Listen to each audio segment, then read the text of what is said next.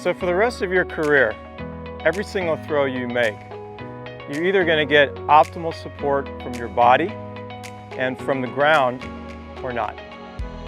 We are massive fans and proponents of crow hopping rather than shuffling. We're going to demonstrate both of them in a second as to why.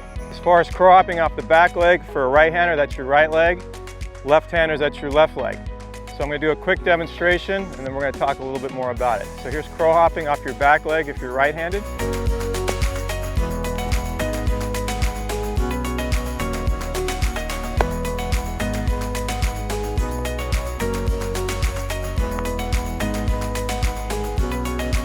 So if you'll notice, when I'm crow hopping off my back leg, what I'm really doing is I'm in a wave.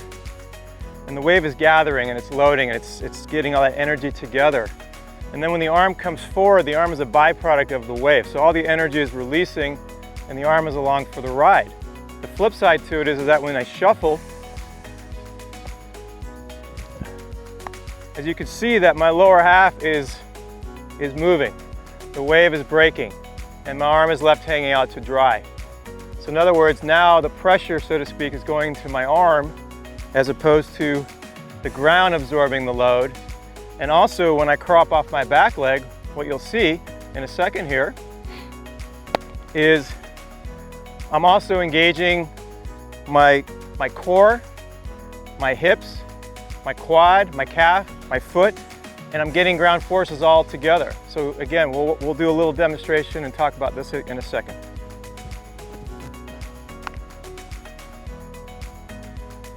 So the main idea here to crow hopping off the back leg is, number one, take pressure off your arm. Number two, allow the ground to work with you. Number three, by crow hopping off the back leg, I'm actually able to get more into the pelvic tilt. And number four, as a pitcher, this is functional training. I mean, this is how I throw off a mound anyway. So again, we're going to keep doing this sort of contrast of crow hopping versus shuffling.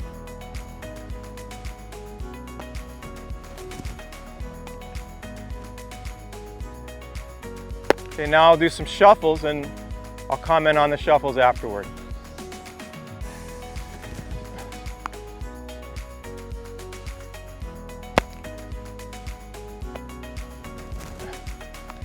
Now I will say this, when I shuffle I do feel not more athletic, but I do feel the momentum, I feel the rhythm, and that's great. But the problem is that as I shuffle, I'm losing my anchor to ground forces, one.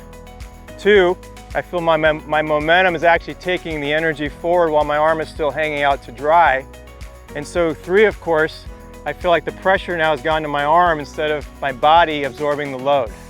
So this is a huge deal for us, that we want you to crow up off your back leg as soon as you get to maybe the 75-foot mark. Up until 75 feet, we don't mind if you shuffle, we don't mind if you do some athletic movements for rhythm. That's fine, but once you start needing more energy out of your arm, that's when we want the body to start to really take over. And so again, we'll just do a couple more demos of it. So crow hopping off the back leg.